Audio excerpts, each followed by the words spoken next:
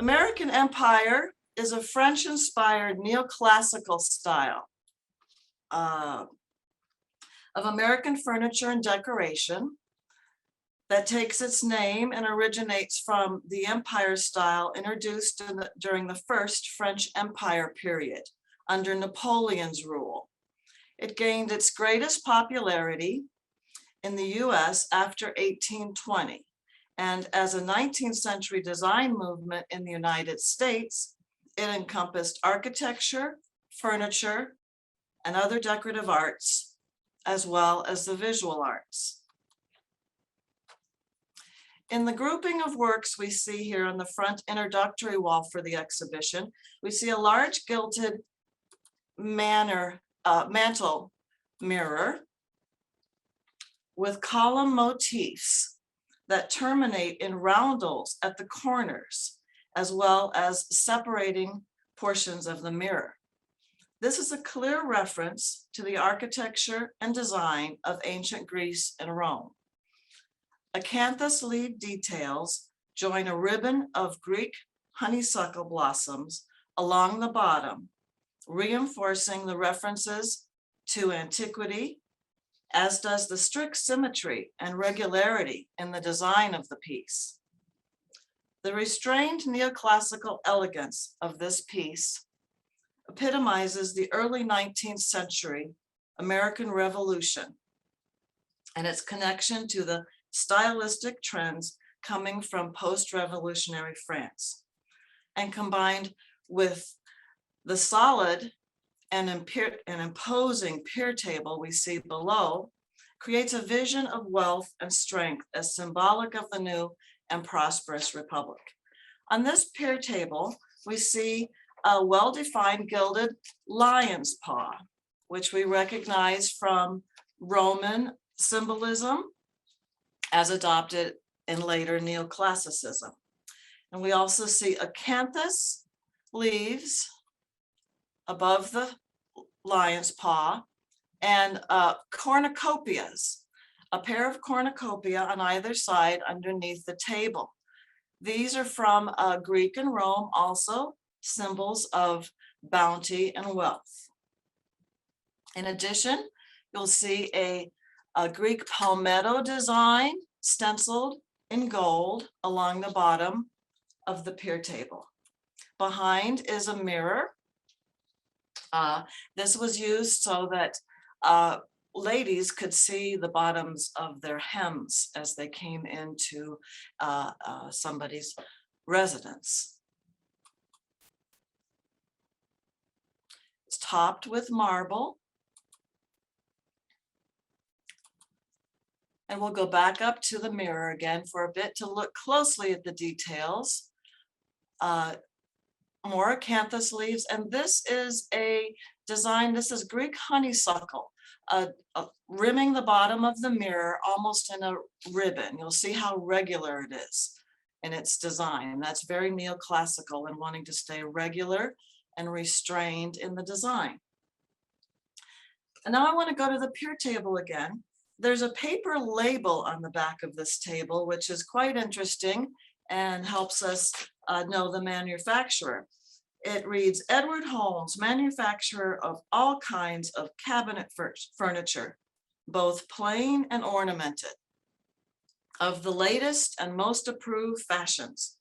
Persons wishing to purchase will find it to their best interest to call at the store, number 56 Broad Street, or at the manufacturer, number 237 20th Street near 6th Avenue, where all orders will be attended to with punctuality and dispatch.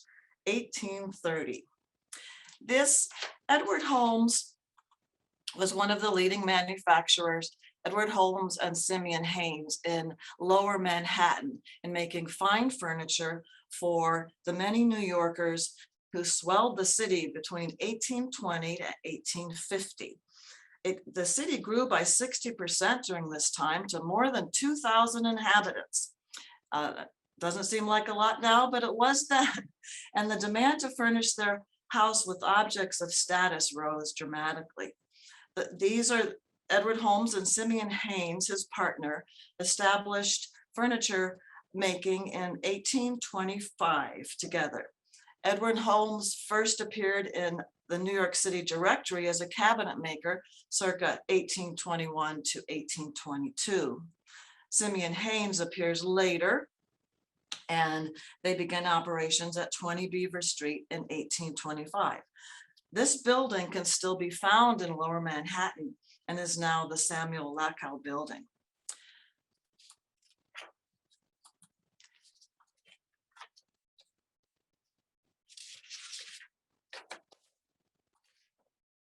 Now we're on to tea caddies. This trio of tea caddies shows that tea drinking was still a major part of American culture, even though Americans had separated from the British, as we know through the famous, part of it was the famous Boston Tea Party. Tea drinking remained fashionable for especially the upper classes. And in this beautiful tea caddy, you see hand-painted designs of floral garlands with a butterfly that would pollinate them. And you see the beautiful designs and the beautiful woods. These were expensive tea caddies for the upper classes. And on this particular one, we see a lion head handle and eagle claw feet, holding eagle claws, holding an orb, common from Roman stylizations. You can see the beautiful detail in the veneers. This is also an example of the early American basket of plenty design that actually came from the Roman cornucopia idea. The Americans transformed it into a basket, and you'll see this type of basket quite often in early American furniture and decorations. It is actually from the Roman cornucopia that you saw on the pier table in the beginning of the exhibition.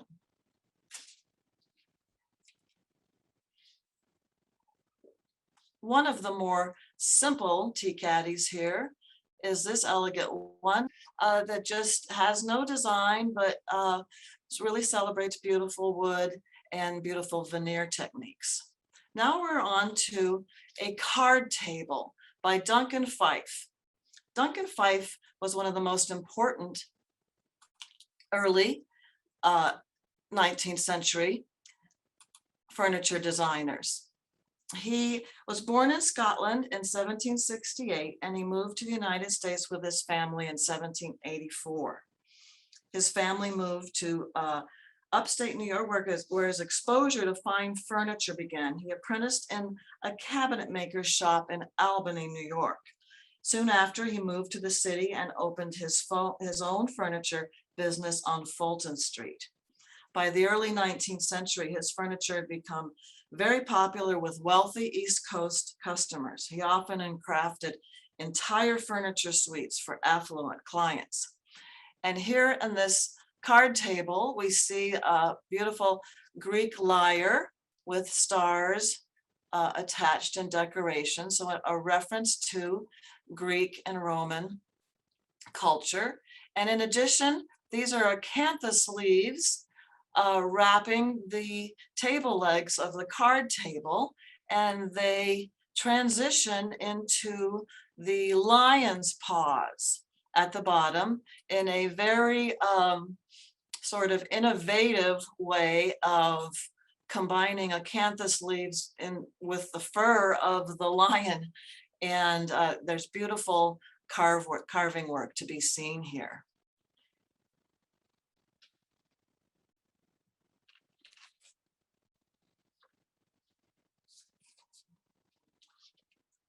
Now we're on, these are two other side chairs, American Empire side chairs, which have different stories, either of them.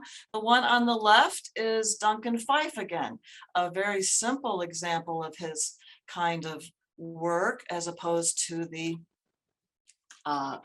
card table we just saw.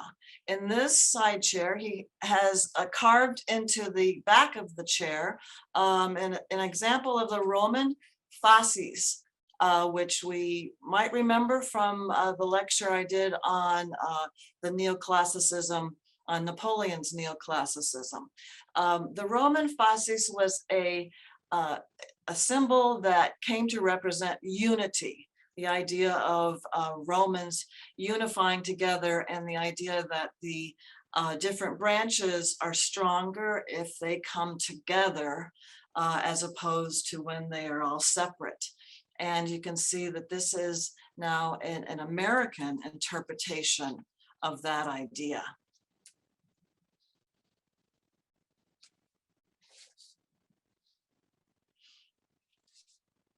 Now, this is the klysmos chair. And klysmos is actually a Greek word because this is, in fact, a Greek style of chair.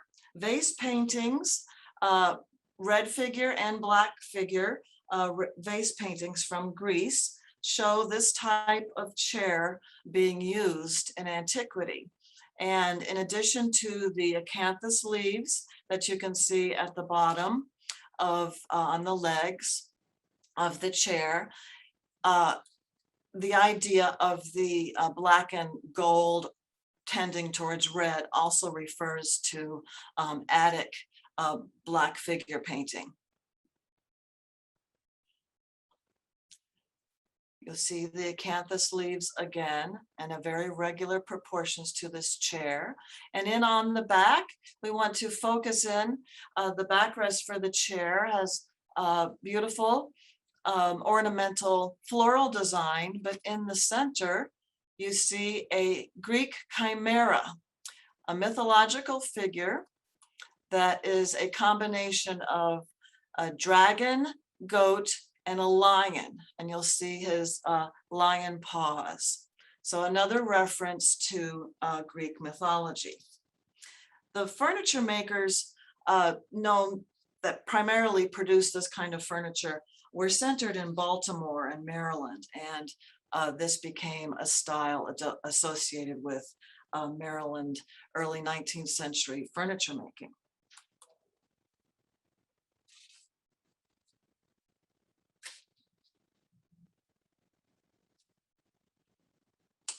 Now we're with our teapots here, a set of 3 to go with the 3 tea caddies. By the mid-18th century, the colonies had grown so that everyone wanted to purchase beautiful silverware and tea sets. We happen to have in our collection a few of the better known American silversmiths. And here along this, you can see really quickly his grapevine motif.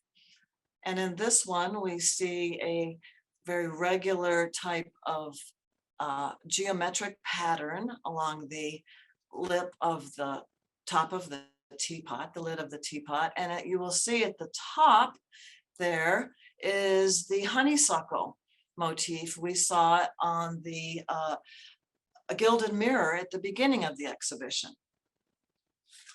We have 3 of some of the more prominent silversmiths represented by these teapots: John Christian Wiltberger, David Hall, and P.G. Garrett are all the manufacturers of these teapots. And you might find it, it just speaks to the importance of silversmithing in this time period, that the names of the designers actually have come down to us over time on who created these very simple and dignified examples of American Empire silversmithing. Now we're going to go back to a couple of other chairs that are featured in the exhibition. This chair is the design is attributed to Samuel McIntyre, who was another of the most important furniture makers in this time period. This is dated circa 1790, so it's a little earlier than some of the other pieces you have seen. McIntyre was one of the premier craftsmen and an architect in New England. He is known for designs and would be commissioned by other craftsmen to design pieces for them. In this, we see, as it's called a shield back chair.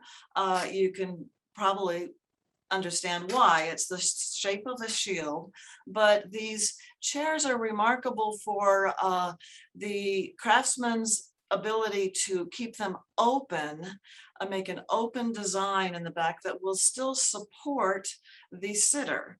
And they reveled in being able to show their dexterity at this. And for example, Samuel McIntyre here has turned a Greek vase into a sort of an elaborate display with laurel garlands emanating from it, attached by bellflowers at the corners, and then a festoon of additional flowers at top. And it is all to create a very symmetrical, regular, and yet beautiful, simple design to add some embellishment to this side chair. You will see these bellflowers again. They are a common motif in neoclassical art and decorative arts. This is another side chair that is by Samuel McIntyre, I'm sorry. But it's a Hepplewhite designed shield back chair. Now, George Hepplewhite was one of the three, along with Thomas Cheriton and Thomas Chippendale, the most famous furniture makers in 18th century England. Samuel McIntyre studied their designs because Hepplewhite published a popular source book called The Cabinet Maker and Upholsterer's Guide. It was published in 1788, and it reflected continuing influence from Europe on American empire artists and craftsmen. I mentioned the bellflower that we would see again, and that's what the appear banner-like almost along the struts of the back of this chair. And at the top, you see the basket of plenty again. Once again, an American interpretation of the cornucopia from antiquity.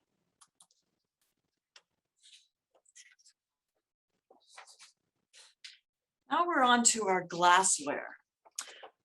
Glassware was in high demand in this period, in the early 19th century. There was no plastic, so glassware was what things were always served in, unless it would be a tin or a type of metal for the lower classes. But anybody of a certain station in life wanted glassware for their daily use and also for special functions. American Empire design glassware is very simple in its embellishments, but still shows a desire to add some decoration and show that these were for more upper class clientele. Now, the set in the middle, the top decanter, and then the four cordials on either side are examples of Pittsburgh glass. Pittsburgh was considered the gateway to the West throughout a good deal of the 19th century, in that all of the rivers going up and down, the Ohio would lead to the Mississippi, and the Allegheny leading north, allowed for a lot of shipment of these types of goods by boat. And this type of glassware would go all the way to New Orleans, and it would go all the way to Canada. And it was essentially known as Pittsburgh glass. Glass manufacturers grew up in the city, and of course, to feed this demand, this high demand for serving glassware.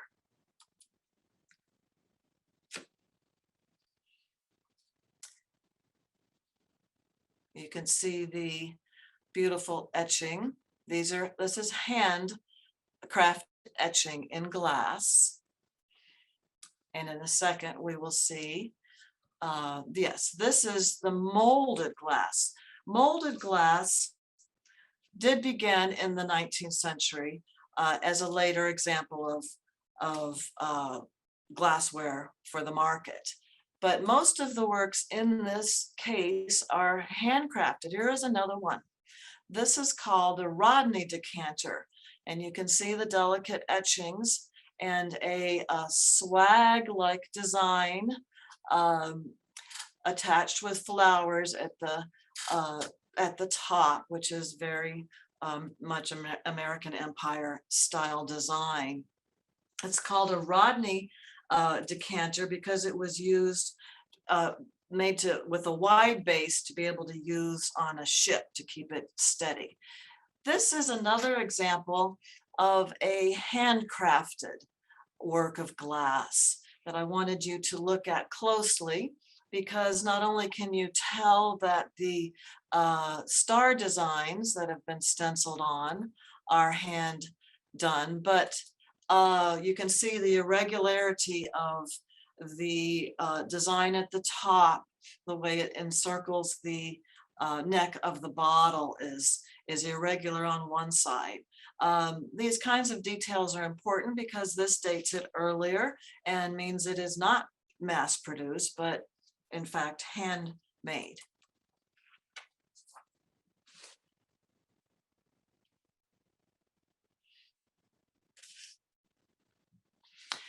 Now we're looking at porcelain from the time period.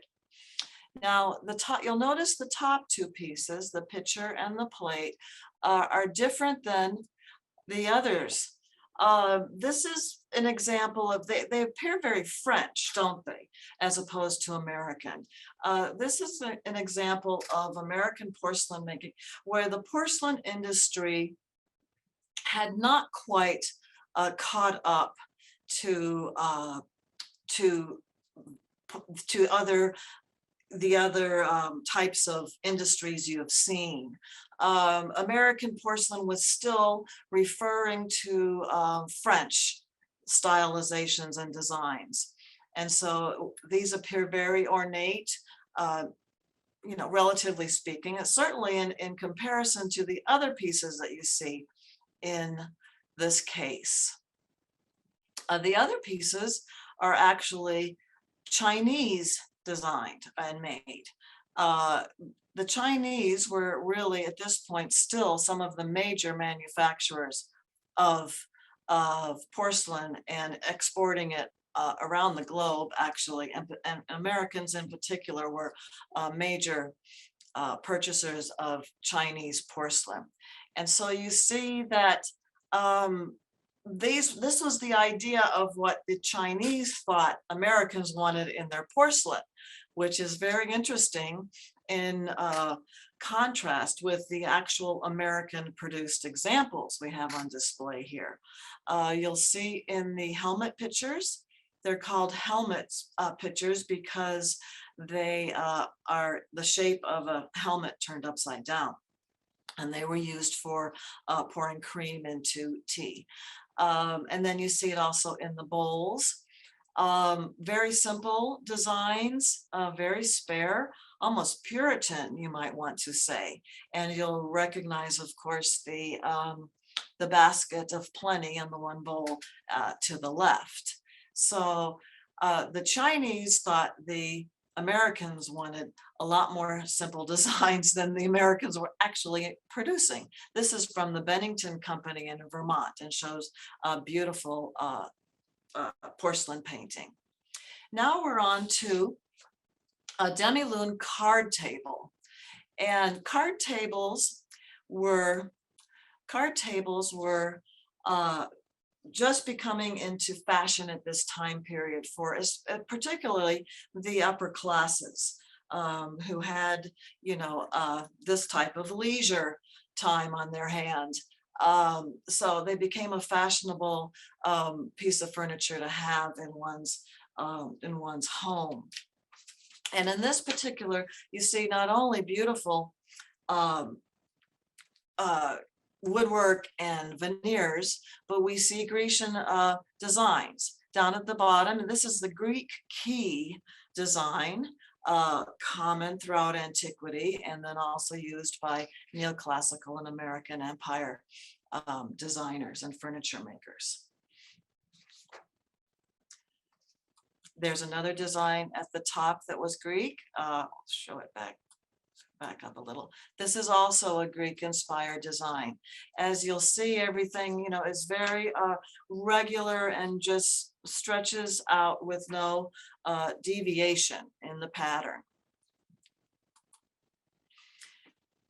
The demi-lune table is crowned in our exhibition by this wonderful American Federal looking glass.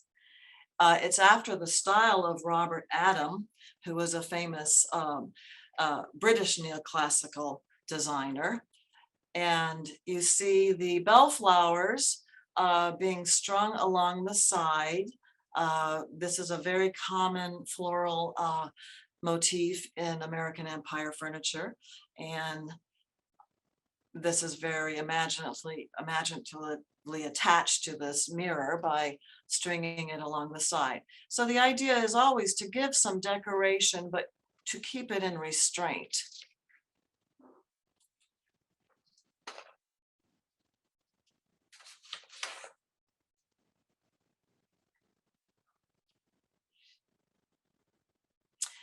This is a reverse painted glass image of Washington's tomb, circa 1799.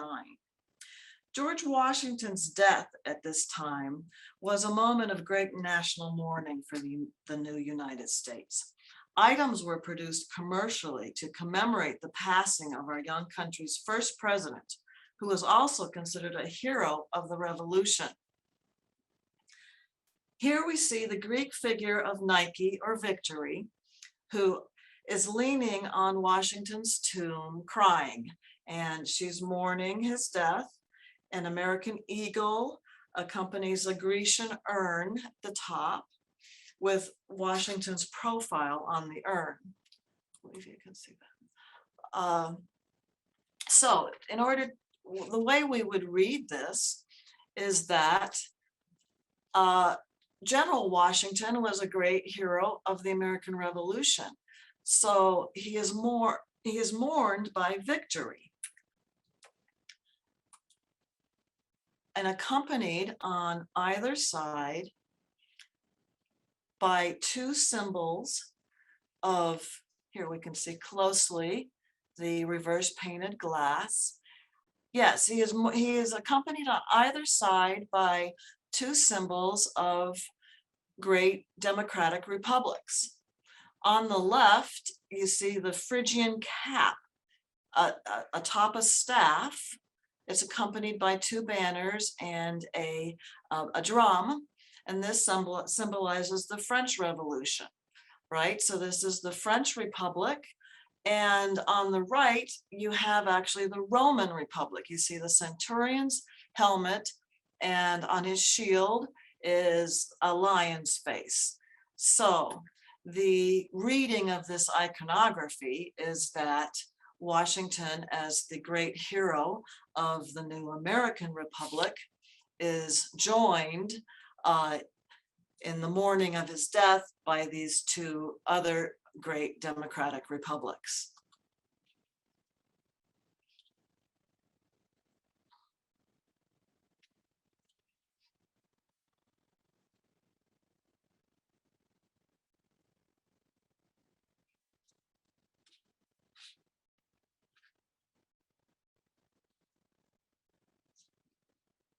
These types of items were quite popular to commemorate Washington's death.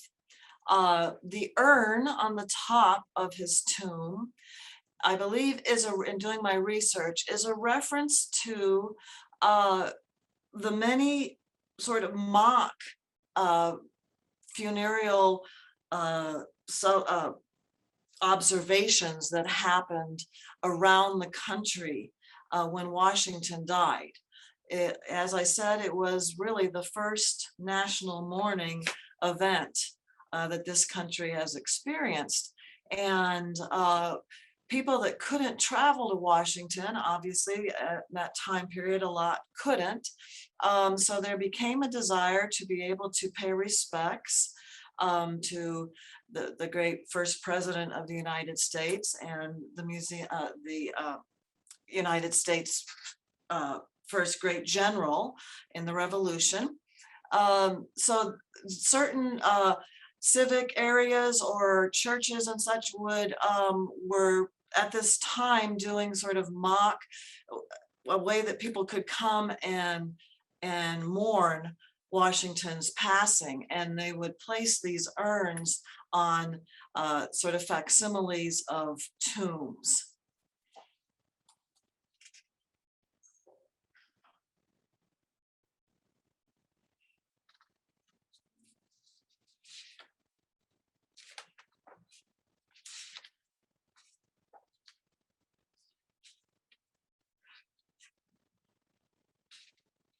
The final piece we'll look at today is a mantel clock by Seth Thomas.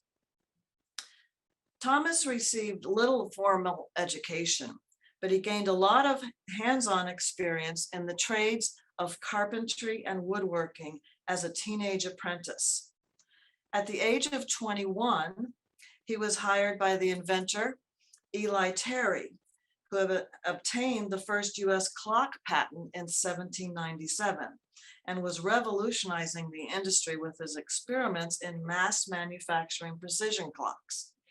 Together, Thomas and Terry manufactured thousands of clocks in only a few years' time, when most clockmakers could produce a handful of handmade timepieces annually.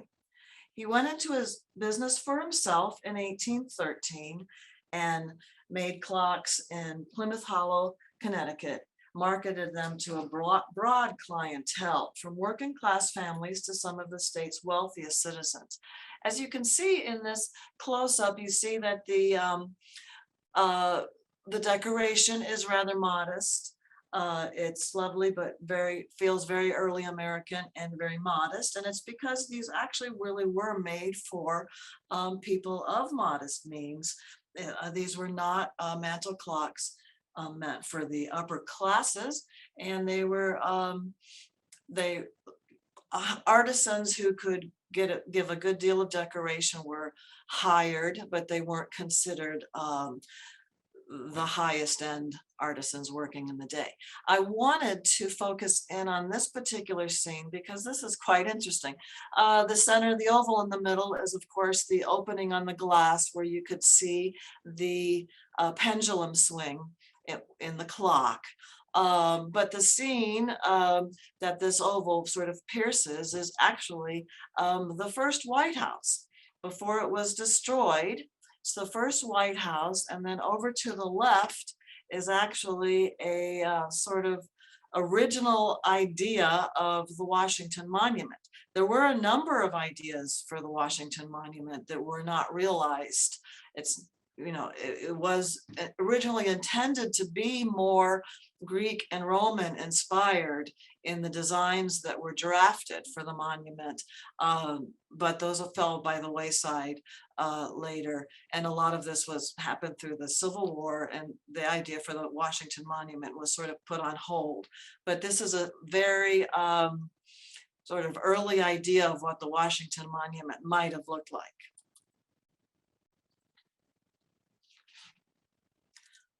And here we see the face of the clock, and you see also some acanthus leaf detailing on the ebonized columns to the side, very Roman inspired, Greek and Roman.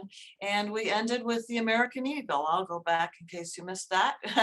The American Eagle, just as we saw in the beginning of the exhibition, we end with the American Eagle, one of the leading symbols of the American Revolution and the new American Republic. I hope you've enjoyed this brief lecture about American Empire decorative arts and furniture. And you can see that the wonderful objects we have in our collection reflect the wealth and strength that the people of our country felt with the new and prosperous republic of this new United States. Thank you, and I will take questions, I believe, if they will come in on the chat.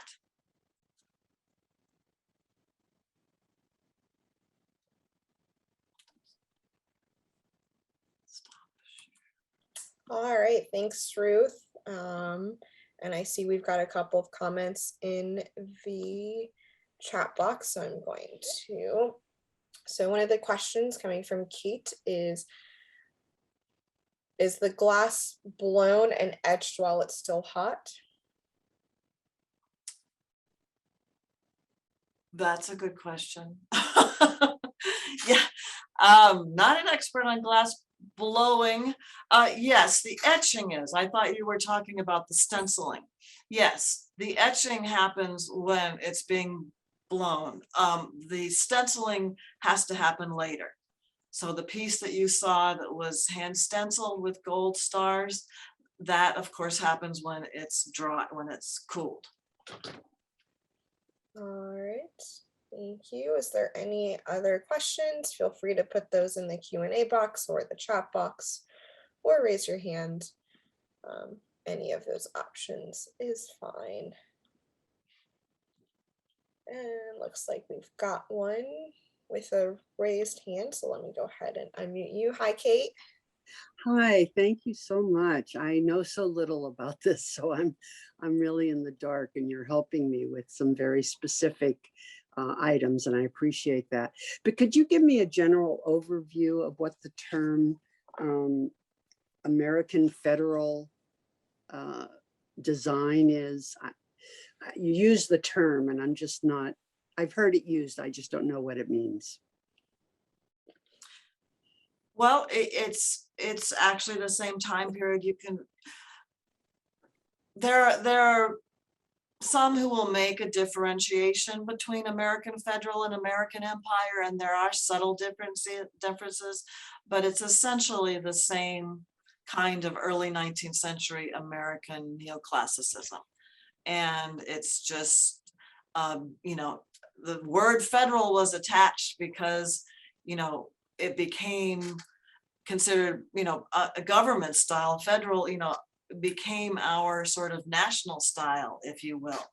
And a lot of this was, you know, wanting to tie into the same ideals of the French Revolution and the ideals of, you know, of democracy.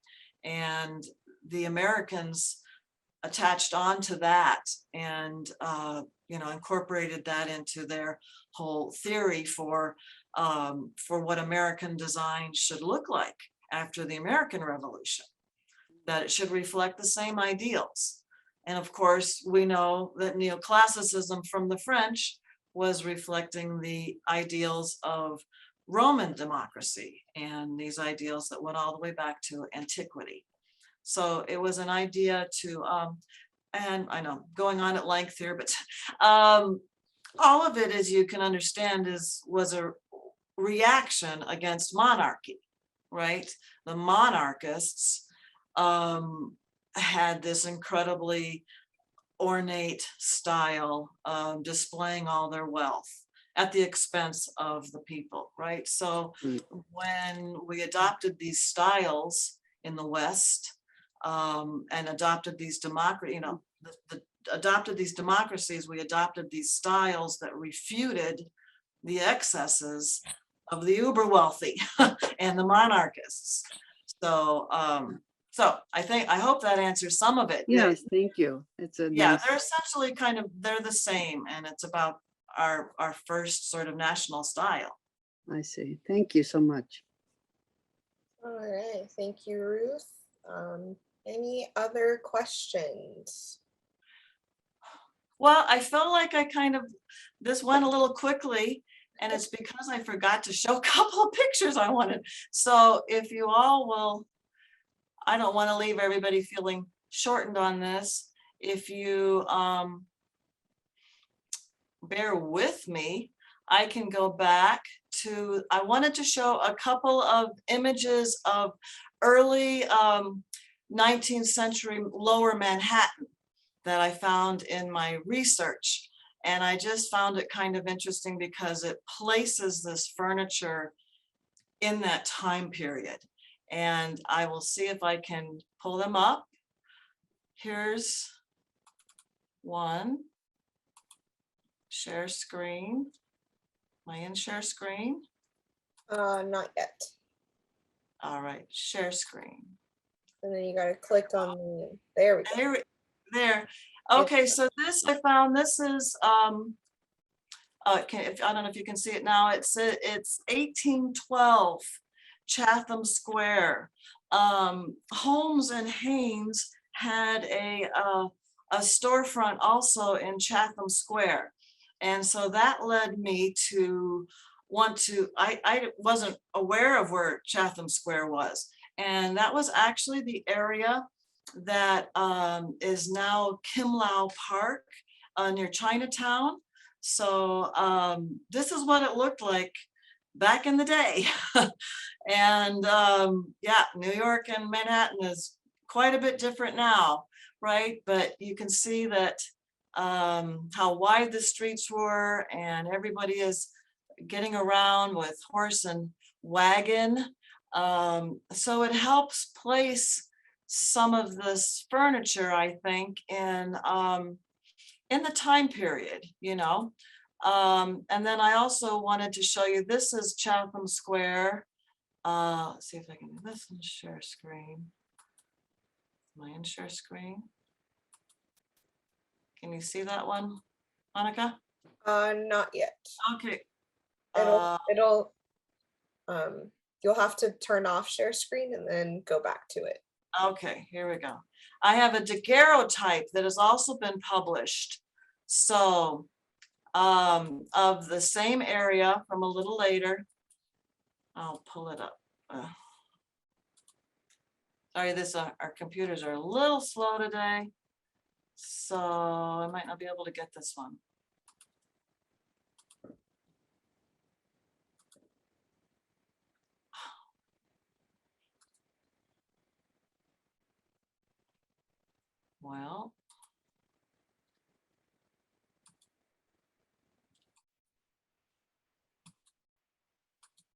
Well, that one is not cooperating, but at least you had a chance to see a little bit of what it looked like back in Manhattan in the era when these objects were being created.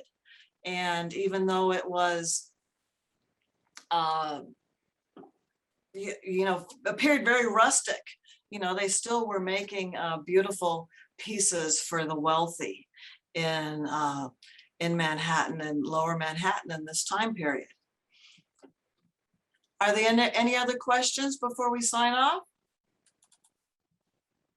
All right, looks like we've got one more from Kate. I'm going to allow you to talk. You should be all set now, Kate. Okay, thank you. First of all, thank you so much for sharing, you know, this collection in the way you are. It's really helpful to me. The question I have is about the export market of American furniture. Do you know much? I mean, was it an item that was sought by European taste? No, actually, it really was more the reverse. You know, the Americans, you know, designers and manufacturers were very interested in creating a new style for the new country, but they were still very influenced by Europe. I mean, you keep in mind, we weren't separated from Europe for that long, you know. So there was, as you saw in the porcelain, I showed those two examples of American-made pieces of porcelain that actually looked very French. So, you know, the separation of styles, you know, from Europe and the influence of Europe was not firm. And, you know, there were still lingering influences of European design happening in America. And generally so the flow was the other way. Americans were still interested in importing from Europe and other countries, and it really weren't exporting that much. Mhm. There was, don't quote, I mean, there weren't, I can't say there aren't examples of American exporting furniture and decorative art. It just really was not widespread and not real pronounced. Thank you. And am I still unmuted? Can I ask a follow-up question? Yes, you can, Kate. Just from your experience and knowledge of American design and its origins, when would you say was when America did start exporting its furniture, its home design? At what period in time? I'm sure it was, 50s. I mean, I have no idea. I'll ask you.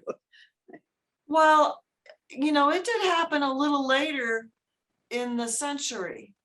It became more prominent. I'm not going to say, Americans weren't exporting and sending their design around the world throughout the whole 19th century. No, of course, it just, especially with the Industrial Revolution and with advances in transportation, American design started to be exported throughout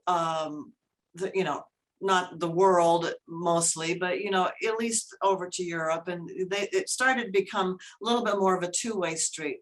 I will have to say that most scholars acknowledge, though, that through most of the 19th century, artists and artisans were still in America. We're still actually taking a lot from European designers and European art movements. I mean, for example, you can think of French Impressionists, and when you go into the realm of painting, we have great American Impressionist painting traditions, and we all know about that, great painters around the country.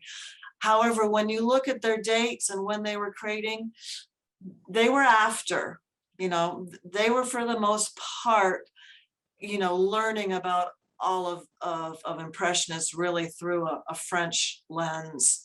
And it came over the Atlantic from France to, a lot of, artists went over there to actually study with the French painters and learn this new movement of Impressionism, this new technique. So, it took a while. America really didn't become the big exporter in arts and decorative art styles and designs until the 20th century.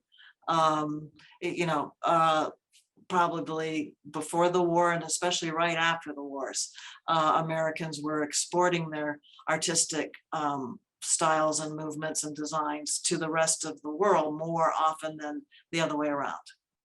Thank you. Thank you. All right, any other questions from anybody? I don't see any. So with that, thank you all so much for joining us this month. Actually, let me pull up when our next one is. It is October, and it'll be with Seth. So we will be promoting that fairly soon. So it is October 14th, and Seth will be giving that talk. So we're heading back to space. And so thank you all so much for joining us, and hopefully we'll see you next month. Thank you so much for being members. I really can't say that enough. I think I'm on repeat at this point of saying it every single month, but I know I can't say it enough. Thank you so much, and I hope you all have a wonderful day, and we'll see you all next time. Bye.